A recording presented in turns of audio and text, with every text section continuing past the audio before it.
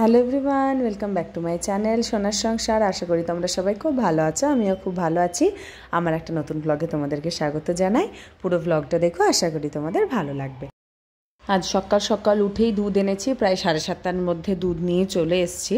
তারপরে ওই ছেলে ওঠার আগে চেষ্টা করব রান্নাটা কমপ্লিট করার। ছেলে 9টায় ওঠে, তা আজকে ইচ্ছা আছে করার কাঁচকলার কোফতা আর কাঁচকলার খোসা বাটা আর উচ্ছে ভাজবো আর ডাল আর ভাত। উচ্ছেগুলো অলরেডি কাটা হয়ে গেছে, তারপরে সব একসাথে রেখে নিয়েছি। এবার কাঁচকলাগুলোও হয়ে গেল, আর সাথে আলুও সেদ্ধ হতে দিয়ে দেবো কাঁচকলাগুলোর সাথে। তো একসাথে সেদ্ধ হয়ে যাবে, একটু নুন আর হলুদ দিয়ে দেবো। যেহেতু আজকে এই খোসা বাটাটা আমার ফার্স্ট টাইম করা, আমার অনেক রকমেরই খোসা বাটা খেয়েছে আমার মায়ের কাছে, যেমন লাউ খোসা বাটা, কাঁচকলার খোসা বাটা, কিন্তু আমার আলাদা করে কোনো দিন করা হয়নি। তো আজকে ওই জন্য ফার্স্ট ট্রাই। তো ইচ্ছা আছে পুরো রেসিপিটা তোমাদের সাথে শেয়ার করব, কিন্তু ওই যে আমার গুন্ডা উঠে গেলেই মুশকিল। তো ওই জন্যই তাড়াতাড়ি চেষ্টা করা যে ওঠার আগে যাতে আমি রান্নাটা কমপ্লিট করতে পারি। আর এখানে কীরকম রোদ উঠেছে দেখো, এখন বাজছে সকাল 8:30, রোদের তেজ এত এখানে গরম পড়ে গেল।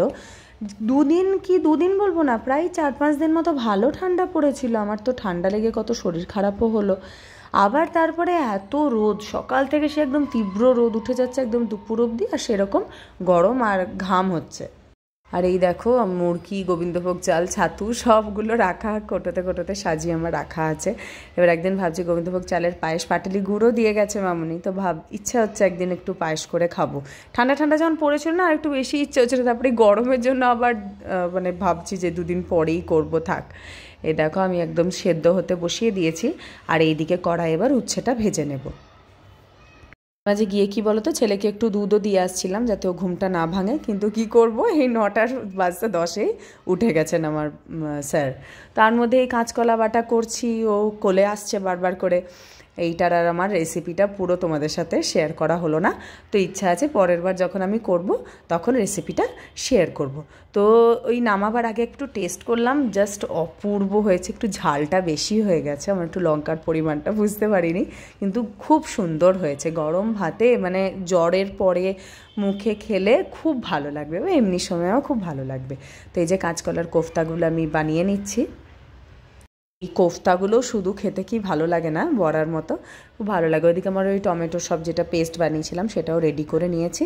ওই বানাতে বানাতে আমি একটা, শঙ্কর একটা, সব খাওয়া হয়ে গেল। তারপরে এই দেখো আমার রেডি একদম কাঁচকলার কোফতা। ওইটারও ভিডিও আমার কীভাবে প্রসেস করলাম সেটাও দেখানো হয়নি। তো ইচ্ছা আছে এবার নেক্সট টাইম যখন করবো এই খোসা বাটা আর কাঁচকলার কোফতা দুটোরই ভিডিও তোমাদের সাথে শেয়ার করব। তো তারপরে এই খাওয়া দাওয়া হয়ে গেছে, খুব সুন্দর খেয়েছি আজকে।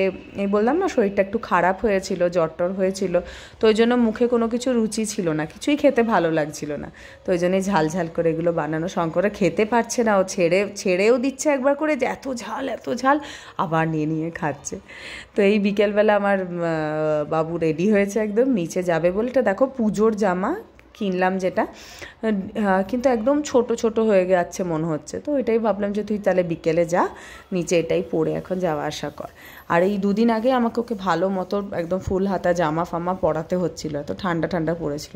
তারপরে ছেলে ঘুরে টুরে আসার পর জানো, ওই টাইমটা যখন ওর বাবা আর ছেলে নিচে ছিল, তখন দেখলাম আমার শরীরটা আবার খারাপ লাগছে। দিয়ে দেখলাম একটু টেম্পারেচার দেখলাম থার্মোমিটারে, দেখলাম ভালোই একটু জ্বর আসছে। তো ভাবলাম যে আর দেরি করে লাভ নেই, এইভাবে জ্বর তো পুষে রেখে লাভ নেই, একটু ডাক্তারটাই দেখিয়ে আসি। তো তখন আবার রাত্রেবেলা আবার যেমন জ্বরটা ঠিক হয়ে গেছে যখন ডাক্তারের কাছে গেছি।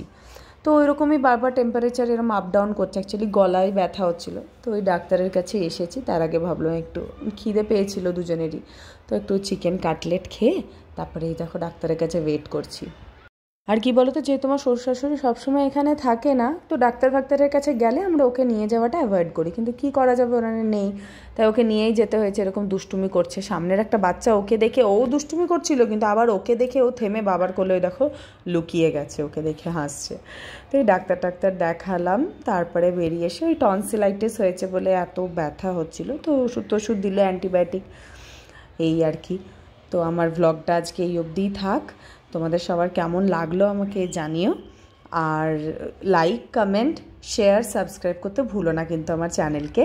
আমার অনেক নতুন ভিউয়ার্স আছে, তাদের জন্য বলছি প্লিজ সাবস্ক্রাইব করো। টাটা।